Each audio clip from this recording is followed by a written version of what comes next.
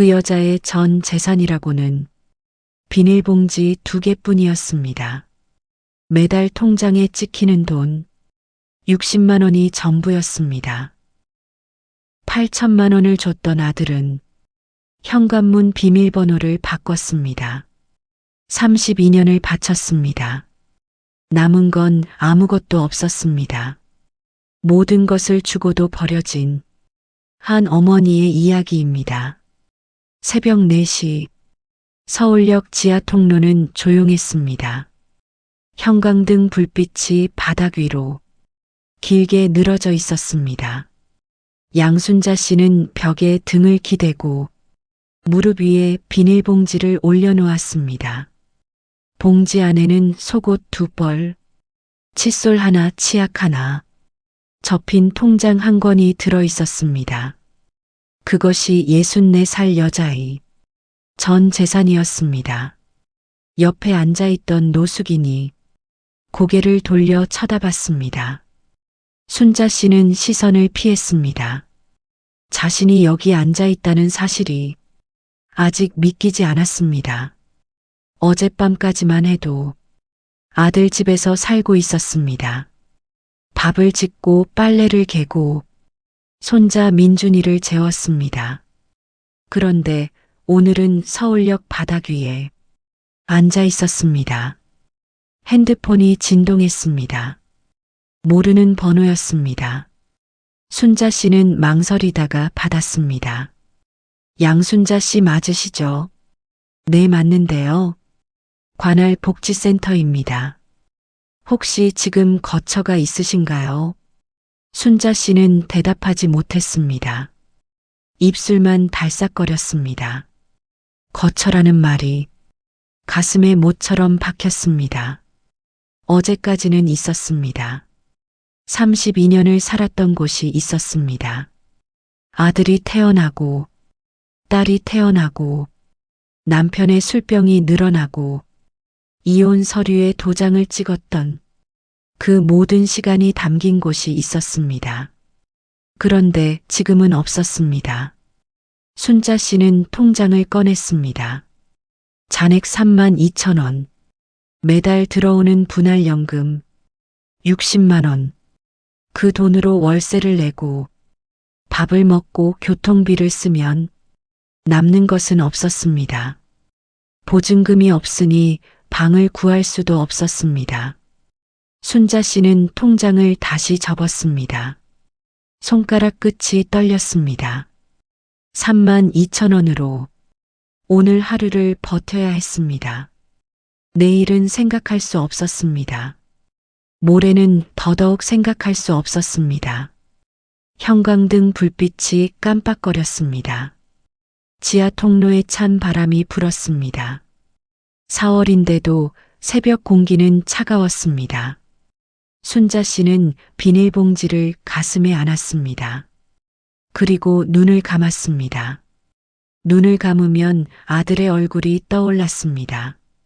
준혁아, 엄마가 뭘 잘못했니? 입 밖으로 나오지 않는 말이 목구멍에서 맴돌았습니다. 순자 씨의 어깨가 떨렸습니다. 울음소리는 나지 않았습니다. 눈물만 볼을 타고 흘렀습니다. 서울역 새벽은 그렇게 한 여자의 울음을 삼켰습니다. 아무도 그 울음을 듣지 못했습니다. 이 이야기가 어떻게 시작되었는지 지금부터 말씀드리겠습니다. 이야기는 8년 전으로 거슬러 올라갑니다. 그때 순자 씨는 56살이었습니다. 아직 남편 박종태 씨와 함께 살고 있었습니다. 작은 아파트였지만 저녁마다 식탁에 4사람이 앉았습니다. 순자 씨가 차린 밥상 위에는 된장찌개가 놓여 있었습니다. 아들 준혁이는 밥을 2그릇 먹었습니다. 딸 서연이는 반찬 투정을 했습니다. 종태 씨는 텔레비전을 보며 숟가락을 들었습니다. 대단한 행복은 아니었습니다. 그저 매일 반복되는 저녁이었습니다. 그런데 그 평범한 저녁이 순자 씨에게는 전부였습니다. 순자 씨의 하루는 단순했습니다. 새벽 5시에 일어나 남편 도시락을 쌌습니다. 아이들이 학교에 가면 빨래를 돌리고 장을 봤습니다. 오후에는 파트타임으로 식당에서 설거지를 했습니다. 한 달에 80만 원을 벌었습니다. 그 돈은 고스란히 아이들 학원비로 들어갔습니다. 순자 씨는 자신을 위해 돈을 쓴 적이 없었습니다. 화장품은 1,000원짜리 로션 하나, 옷은 시장에서 10,000원짜리를 샀습니다. 그래도 불만은 없었습니다. 아이들이 건강하게 자라는 것, 그것만으로 충분했습니다. 준혁이가 대학에 갔을 때 순자 씨는 식당 설거지를 2군데로 늘렸습니다. 등록금이 필요했기 때문입니다. 서연이는 장학금을 받았습니다. 공부를 잘하는 아이였습니다. 순자 씨는 서연이가 자랑스러웠습니다. 동시에 미안했습니다. 더 좋은 환경을 만들어주지 못한 것이 늘 마음에 걸렸습니다. 준혁이가 30살이 되던 해 여자를 데려왔습니다. 이수진 씨였습니다. 화장을 깔끔하게 한 단정한 여자였습니다. 어머니 처음 뵙겠습니다. 수진 씨는 고개를 숙여 인사했습니다. 순자 씨는 어쩔 줄 몰라 하며 거실을 서성거렸습니다. 과일을 깎아야 하나, 커피를 타야 하나, 손이 떨려서 사과를 2번 떨어뜨렸습니다. 수진 씨가 웃으며 말했습니다. 어머니 괜찮으세요? 편하게 해주세요. 그 한마디에 순자 씨 긴장이 풀렸습니다. 좋은 아이구나. 순자 씨는 그렇게 생각했습니다. 결혼 이야기가 오갔습니다. 문제는 돈이었습니다. 준혁이에게는 전세 자금이 없었습니다. 월급으로는 대출이자 내기도 빠듯했습니다. 순자 씨는 통장을 들여다봤습니다. 32년간 모은 돈 8천만 원이 있었습니다. 노후 자금이었습니다. 그 돈이 없으면 나중에 기댈 곳이 없다는 걸 알았습니다. 그래도 순자 씨는 결심했습니다. 아들이 결혼하는데 어머니가 도와줘야지. 8천만 원을 전세 보증금으로 보탰습니다. 준혁이는 감사하다고 했습니다. 수진 씨는 감사하다고 했습니다. 순자 씨는 웃었습니다. 그 웃음 뒤에 숨은 불안은 아무에게도 말하지 않았습니다. 결혼식 날 순자 씨는 한복을 입었습니다. 시장에서 빌린 한복이었습니다. 거울 앞에 서서 옷매무새를 고쳤습니다. 오늘만큼은 예쁜 어머니이고 싶었습니다. 식장에서 순자 씨는 웃었습니다. 하객들에게 인사했습니다. 속으로는 계속 셈을했습니다. 8천만 원. 이제 통장에 남은 돈은 200만 원이었습니다. 결혼식이 끝나고 한 달이 지났습니다. 종태 씨의 술이 늘기 시작했습니다. 원래도 마시는 사람이었지만 이제는 매일이었습니다. 저녁마다 소주 2병을 비웠습니다. 순자 씨가 말렸습니다. 여보 좀 줄여요. 종태 씨는 대답하지 않았습니다. 텔레비전 소리만 키웠습니다. 한 달이 더 지나자 종태 씨는 밤에 나가기 시작했습니다. 처음에는 한 달에 1~2번이었습니다. 그것이 일주일에 1번이 되었고 나중에는 사흘에 1번이 되었습니다. 순자 씨는 묻지 않았습니다. 묻는 것이 두려웠기 때문입니다. 알면서도 모른 척하는 것이 순자 씨가 할 수 있는 유일한 방법이었습니다. 어느 일요일 오후 순자 씨의 핸드폰에 모르는 번호로 전화가 왔습니다. 여보세요. 거기 박종태 씨 부인이시죠? 네, 그런데요. 저 종태 씨 만나고 있는 사람인데요. 순자 씨의 손에서 핸드폰이 미끄러질 뻔했습니다. 심장이 멈춘 것 같았습니다. 전화는 끊겼습니다. 그날 밤 순자 씨는 종태 씨를 기다렸습니다. 자정이 넘어 종태 씨가 들어왔습니다. 술 냄새가 났습니다. 순자 씨는 거실 불을 켰습니다. 종태 씨 앉아요. 뭔데? 오늘 전화 왔어요. 당신 만나는 사람한테. 종태 씨의 얼굴이 굳었습니다. 잠깐의 침묵이 흘렀습니다. 종태 씨가 입을 열었습니다. 이혼하자. 단 두 글자였습니다. 순자 씨는 아무 말도 하지 못했습니다. 이혼 절차는 빠르게 진행되었습니다. 종태 씨는 변호사를 선임했습니다. 순자 씨는 변호사가 없었습니다. 변호사를 쓸 돈이 없었습니다. 재산 분할 결과 아파트는 종태 씨 명의로 남았습니다. 순자 씨에게 돌아온 것은 분할연금 월 60만 원이었습니다. 32년의 결혼 생활이 월 60만 원으로 정리되었습니다. 순자 씨는 법원 복도에서 한참을 서 있었습니다. 다리에 힘이 없었습니다. 집으로 돌아갈 수 없었습니다. 이제 그 집은 순자 씨의 집이 아니었기 때문입니다. 전화가 왔습니다. 준혁이었습니다. 엄마, 우리 집에 와. 작은 방 하나 비어 있어. 순자 씨는 캐리어 하나와 비닐봉지 2개를 들고 아들 집으로 갔습니다. 수진 씨가 현관에서 맞았습니다. 어머니, 이 방 쓰세요. 작은 방이었습니다. 창문 하나, 침대 하나. 그것이 순자 씨의 새 보금자리였습니다. 순자 씨는 짐을 풀며 생각했습니다. 여기서 다시 시작하면 된다. 아들이 있으니까 괜찮다.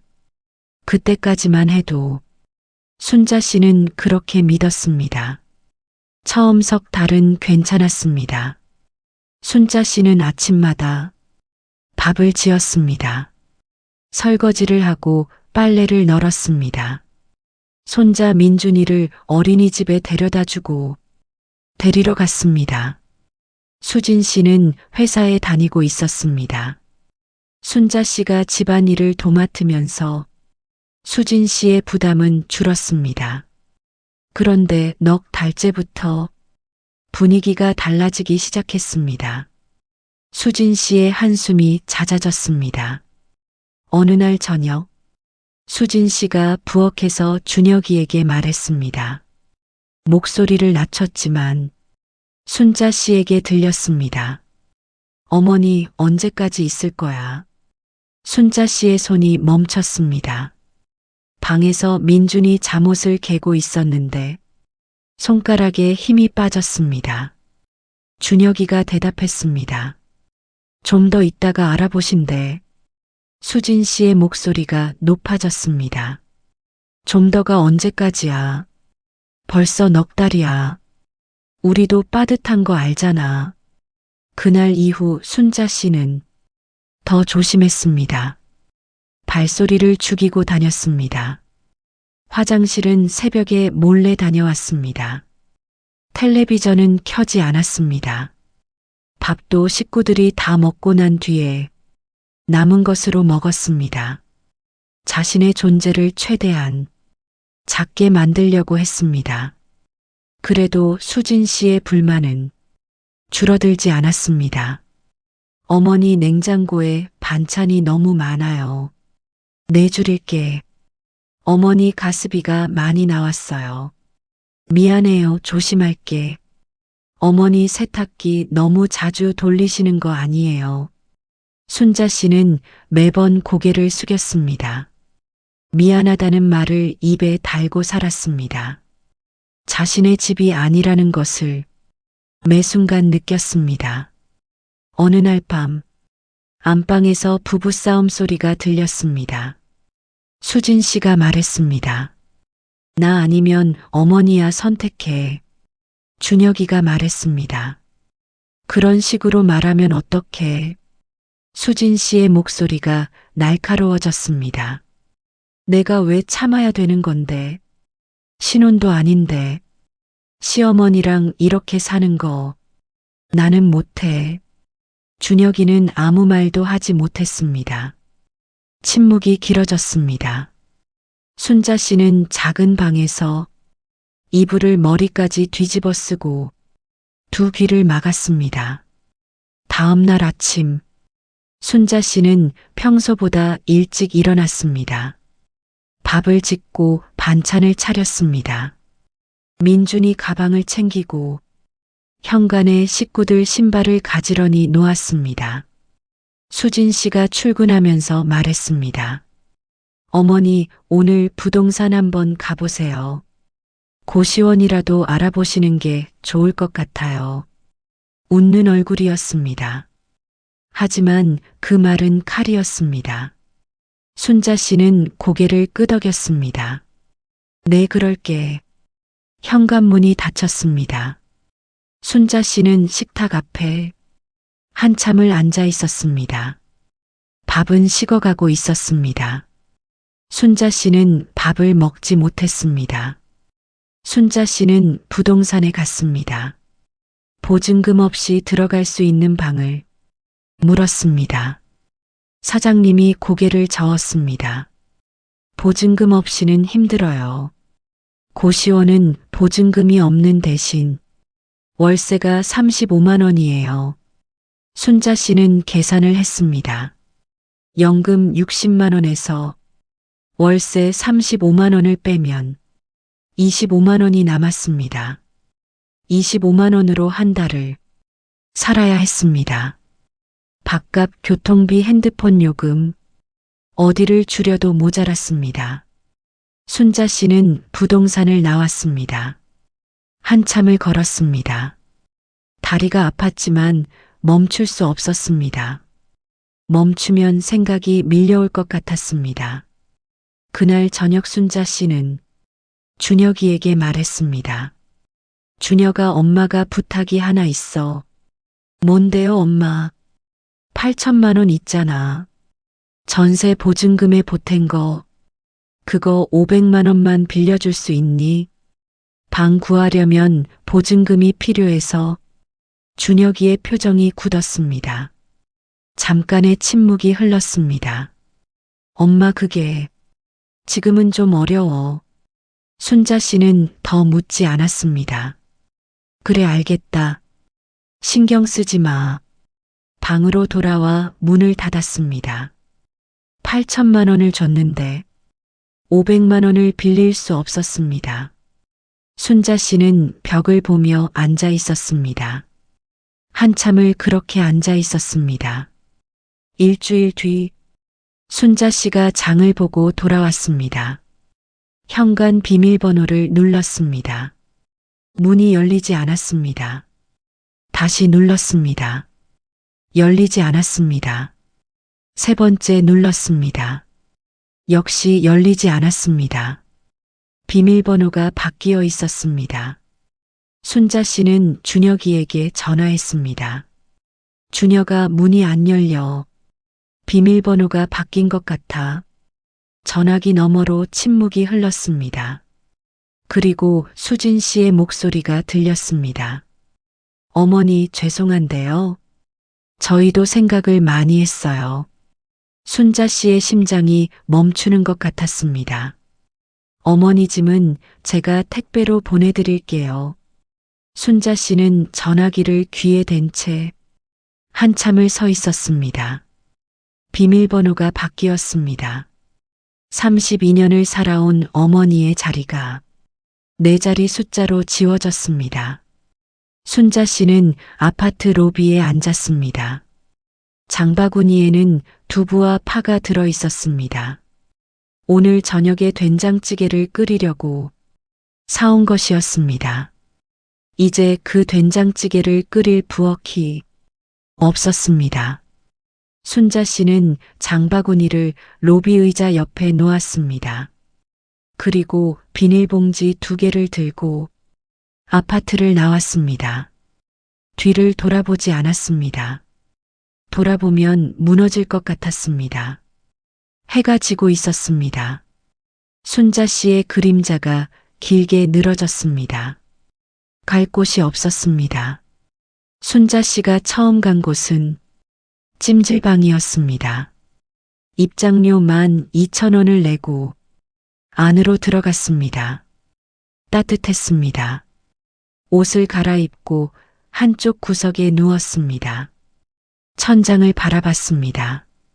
여기서 하룻밤을 보내면 내일은 뭔가 방법이 생길 거라고 스스로에게 말했습니다. 하지만 방법은 생기지 않았습니다. 다음 날도 그 다음 날도 순자 씨는 찜질방에서 잤습니다. 사흘째 되는 날, 직원이 다가왔습니다. 어머니, 여기 숙박시설은 아니에요. 매일 오시면 곤란해요. 순자 씨는 고개를 숙였습니다. 죄송합니다. 짐을 챙기고 밖으로 나왔습니다. 그날 밤 순자 씨는 공원 벤치에 앉았습니다. 4월 밤이었지만 바람이 찼습니다. 얇은 점퍼 하나로는 추위를 막을 수 없었습니다. 순자 씨는 비닐봉지에서 속옷을 꺼내 목에 둘렀습니다. 그것이 목도리 대신이었습니다. 벤치 위에서 몸을 웅크렸습니다. 무릎을 가슴까지 끌어당겼습니다. 눈을 감았지만 잠은 오지 않았습니다. 어딘가에서 고양이 울음소리가 들렸습니다. 순자 씨는 그 소리를 들으며 생각했습니다. 저 고양이도 갈 곳이 없구나. 나처럼. 새벽이 되면 순자 씨는 편의점으로 갔습니다. 따뜻한 물을 받아 손을 녹였습니다. 삼각김밥 하나를 샀습니다. 800원이었습니다. 그것이 하루 식사였습니다. 편의점 의자에 앉아 삼각김밥을 먹는데 손이 떨려서 포장을 뜯기 어려웠습니다. 순자 씨는 천천히 씹었습니다. 밥 한 톨도 남기지 않았습니다. 창밖으로 출근하는 사람들이 보였습니다. 바쁘게 걸어가는 사람들, 커피를 들고 가는 사람들, 모두 갈 곳이 있는 사람들이었습니다. 순자 씨만 갈 곳이 없었습니다. 일주일이 지났습니다. 순자 씨는 서울역 지하 통로에 자리를 잡았습니다. 바닥에 신문지를 깔고 비닐봉지를 베개 삼아 누웠습니다. 지하 통로에는 순자 씨 같은 사람들이 여럿 있었습니다. 아무도 서로에게 말을 걸지 않았습니다. 각자의 사정이 있었고 각자의 슬픔이 있었습니다. 순자 씨는 매일 같은 자리에 앉아 지나가는 사람들의 발을 바라봤습니다. 구두, 운동화, 슬리퍼, 수많은 발이 지나갔습니다. 그 발들은 모두 어딘가를 향하고 있었습니다. 순자 씨의 발만 아무데도 향하지 않았습니다. 순자 씨에게는 딸이 있었습니다. 박서연 씨 32살이었습니다. 서연이는 지방에서 일하고 있었습니다. 작은 회사의 사무직이었습니다. 월급은 240만 원. 원룸 월세와 생활비를 내면 남는 돈은 거의 없었습니다. 순자 씨는 서연이에게 연락하지 않았습니다. 딸에게 짐이 되고 싶지 않았습니다. 서연이는 바쁜 아이라고 순자 씨는 스스로를 설득했습니다. 핸드폰을 꺼내 서연이 이름을 봤습니다. 통화 버튼 위에 손가락을 올렸다가 내렸습니다. 이것을 12번 반복했습니다. 결국 전화를 걸지 못했습니다. 서연이는 오빠에게 전화했습니다.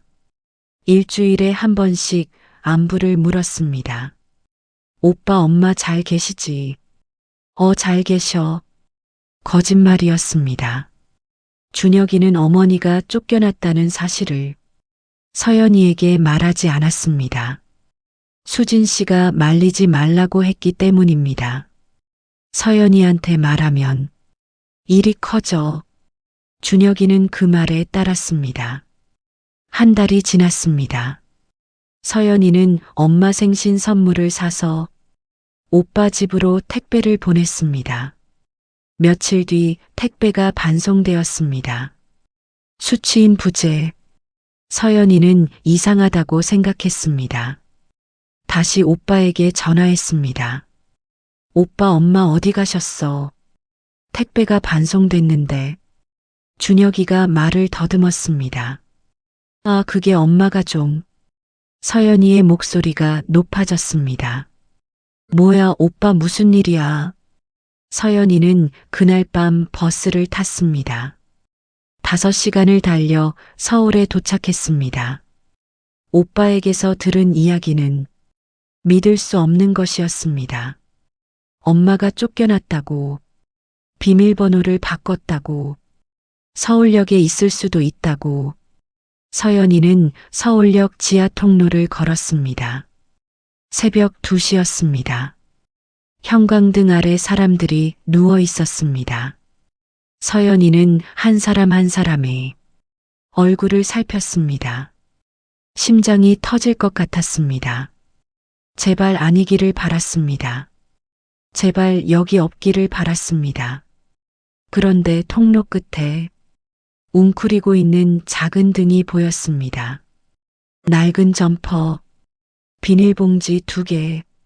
서연이의 눈에서 눈물이 쏟아졌습니다. 엄마. 목소리가 떨렸습니다. 순자 씨가 고개를 들었습니다. 서연이의 얼굴을 보는 순간 순자 씨의 눈이 크게 떠졌습니다. 서연아, 왜 여기에? 서연이는 어머니에게 달려갔습니다. 바닥에 무릎을 꿇고 어머니를 안았습니다.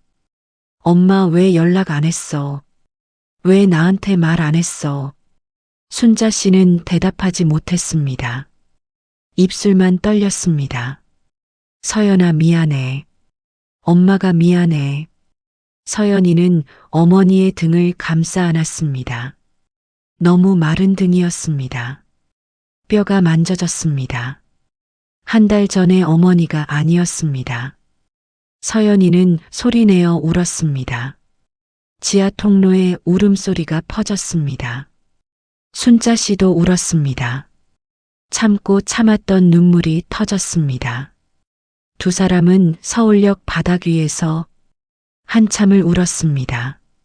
서연이는 어머니를 일으켰습니다. 근처 국밥집으로 데려갔습니다. 24시간 영업하는 곳이었습니다. 뜨거운 국밥을 시켰습니다. 순자 씨 앞에 국밥이 놓였습니다. 김이 올라왔습니다. 순자 씨는 숟가락을 들었습니다. 손이 떨렸습니다. 국물을 한 모금 떠서 입에 넣었습니다. 따뜻한 것이 목을 타고 내려갔습니다. 그 순간 순자 씨의 눈에서 다시 눈물이 흘렀습니다. 소리 없이 울면서 국밥을 먹었습니다. 서연이는 어머니를 바라보며 숟가락을 들 수가 없었습니다. 엄마 천천히 먹어. 급하지 않아. 국밥을 다 먹은 뒤 서연이는 어머니에게 물었습니다. 엄마 처음부터 다 말해줘. 순자 씨는 천천히 이야기했습니다. 이혼 이야기부터 8천만 원을 준 이야기, 아들 집에서의 생활, 비밀번호가 바뀐 날까지. 서연이는 듣는 내내 주먹을 쥐고 있었습니다. 이야기가 끝나자 서연이는 핸드폰을 꺼냈습니다. 오빠에게 전화했습니다. 오빠 지금 통화돼. 응 왜? 서연이의 목소리가 낮아졌습니다. 오빠 엄마 8천만 원 줬잖아. 그 돈으로 결혼했잖아. 그런데 비밀번호를 받고 엄마를 거리로 내쫓아.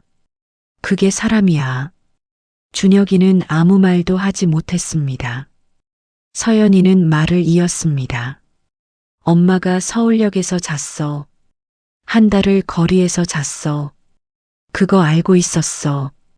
준혁이의 목소리가 작아졌습니다. 미안해. 서연이는 전화를 끊었습니다. 미안하다는 말로 끝날 일이 아니었습니다. 순자 씨가 서연이의 손을 잡았습니다. 서연아 오빠 너무 미워하지 마. 오빠도 형편이 어려워서 그래. 서연이는 고개를 저었습니다. 엄마는 왜 맨날 다른 사람 편만 들어? 엄마를 버린 사람 편을 왜 들어? 순자 씨는 대답하지 못했습니다. 그저 서연이의 손을 잡고 있었습니다. 서연이의 손은 따뜻했습니다. 오랜만에 느끼는 사람의 온기였습니다. 순자 씨는 그 손을 놓고 싶지 않았습니다. 서연이가 말했습니다. 엄마 나한테 가자. 내가 좁은 데 살지만 엄마 하나 못 모실 정도는 아니야. 순자 씨가 고개를 저었습니다. 안 돼, 내 짐이 되기 싫어. 서연이가 어머니의 두 손을 감쌌습니다. 엄마가 짐이면 나는 뭐야? 내가 이 세상에 있는 건 엄마 때문이잖아. 순자 씨의 입술이 떨렸습니다. 서연아, 엄마 미안해. 서연이는 고개를 저었습니다. 미안하지 마. 엄마는 잘못한 거 하나도 없어. 서연이는 어머니를 데리고 자신의 원룸으로 갔습니다. 작은 방이었습니다. 침대 하나, 책상 하나, 작은 냉장고 하나가 전부였습니다. 서연이는 침대를 어머니에게 내줬습니다. 자신은 바닥에 이불을 깔았습니다. 엄마 오늘은 푹 자. 순자 씨는 침대에 누웠습니다. 깨끗한 이불이었습니다. 한 달 만에 누워보는 침대였습니다. 순자 씨는 천장을 바라봤습니다. 눈물이 흘렀습니다. 이번에는 슬퍼서가 아니었습니다. 다음 날 아침, 순자 씨는 거울을 봤습니다. 한 달 만에 보는 자신의 얼굴이었습니다.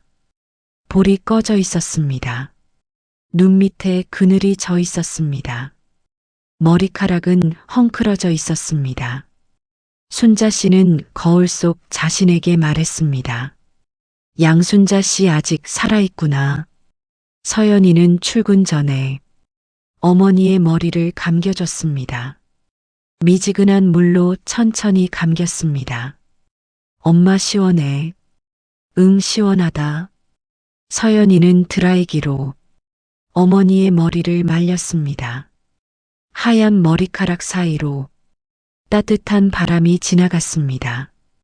순자 씨는 눈을 감았습니다. 이 아이가 어릴 때 내가 이렇게 해줬었지. 이제는 딸이 어머니에게 해주고 있었습니다. 세상이 뒤집어진 것 같았습니다. 그런데 그 뒤집어진 세상이 나쁘지만은 않았습니다.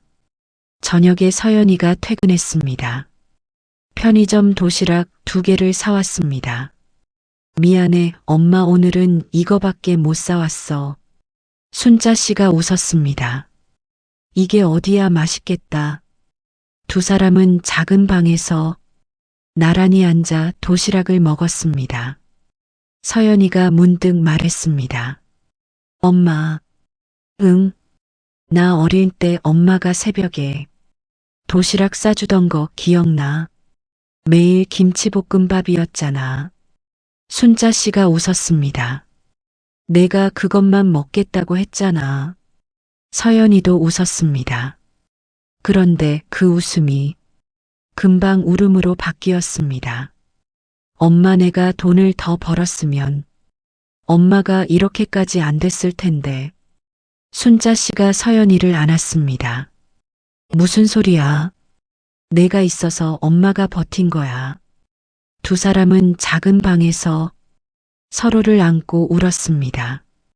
밖에서는 봄비가 내리고 있었습니다. 빗소리가 두 사람의 울음을 조용히 감싸주었습니다. 새벽에 순자 씨가 눈을 떴습니다. 서연이는 바닥에서 자고 있었습니다. 이불이 반쯤 벗겨져 있었습니다. 순자 씨는 조용히 일어나 이불을 덮어주었습니다. 커튼 사이로 여명이 들어오고 있었습니다. 순자 씨는 창가에 서서 밖을 바라봤습니다. 하늘이 조금씩 밝아지고 있었습니다. 아직 해가 뜨지는 않았습니다. 하지만 곧 뜰 것이었습니다. 순자 씨는 조용히 중얼거렸습니다. 괜찮아질 거야. 아마 괜찮아질 거야. 그 뒤의 일을 간략하게 말씀드리겠습니다. 서연이는 법률구조센터를 찾아갔습니다. 무료 상담을 받았습니다. 변호사는 분할연금 외에 추가 재산 분할 청구가 가능하다고 했습니다. 서연이는 서류를 준비했습니다. 어머니의 통장 사본, 결혼기간 증빙 서류, 8천만 원 이체 내역서 하나하나 모았습니다. 순자 씨는 서연이에게 말했습니다. 그냥 두자 귀찮게. 서연이는 고개를 저었습니다. 엄마 이건 엄마 권리야. 귀찮은 게 아니야. 순자 씨는 서연이의 원룸에서 조금씩 생활을 되찾아갔습니다. 아침에 일어나 밥을 지었습니다. 작은 냉장고에서 재료를 꺼내 된장찌개를 끓였습니다. 서연이가 출근하기 전에 밥 한 그릇을 같이 먹었습니다. 어느 날은 생선을 구웠습니다. 서연이가 좋아하는 고등어였습니다. 작은 프라이팬에 고등어를 올리고 약한 불에 천천히 구웠습니다. 기름이 지글거리는 소리가 작은 방을 가득 채웠습니다. 서연이가 퇴근하고 들어왔습니다. 현관문을 열자마자 고등어 냄새가 났습니다. 엄마 고등어 구웠어. 응 어서 와. 손 씻고 앉아. 서연이는 밥상 앞에 앉았습니다. 고등어를 한 젓가락 집어 먹었습니다. 엄마 맛있다. 순자 씨가 웃었습니다. 많이 먹어. 순자 씨의 웃음이 예전과 조금 달랐습니다. 힘이 실려 있었습니다. 준혁이에게서 연락이 왔습니다. 서연이의 전화 이후 석 달이 지나서였습니다. 엄마 나 준혁이야. 순자 씨는 전화를 받았습니다.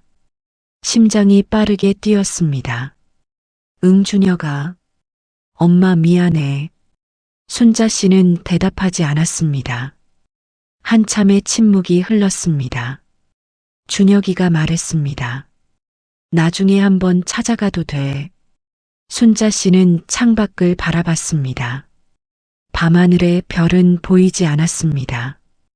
도시의 불빛이 너무 밝았기 때문입니다. 순자 씨가 천천히 입을 열었습니다. 준혁아, 엄마는 괜찮아. 지금은 그 말밖에 못하겠다. 전화가 끊겼습니다. 순자 씨는 한참을 창가에 서 있었습니다. 용서는 아직 할 수 없었습니다. 하지만 미워하는 것도 지쳐가고 있었습니다. 순자 씨의 일상은 크게 달라지지 않았습니다. 여전히 연금 60만 원으로 한 달을 살았습니다. 서연이의 원룸은 여전히 좁았습니다. 넉넉한 것은 아무것도 없었습니다. 하지만 달라진 것이 하나 있었습니다. 순자 씨는 이제 혼자가 아니었습니다. 저녁마다 마주 앉아 밥을 먹는 사람이 있었습니다. 잘 자요 엄마하고 인사하는 사람이 있었습니다. 비닐봉지 2개는 아직 방 한쪽에 놓여 있었습니다. 순자 씨는 그 봉지를 버리지 않았습니다. 언제든 다시 그런 날이 올 수 있다는 것을 알고 있었기 때문입니다. 하지만 오늘은 그 봉지를 들고 나갈 일이 없었습니다. 오늘은 이 작은 방에 자신의 자리가 있었습니다. 그것으로 충분했습니다. 순자 씨는 눈을 감았습니다. 서연이의 고른 숨소리가 들렸습니다.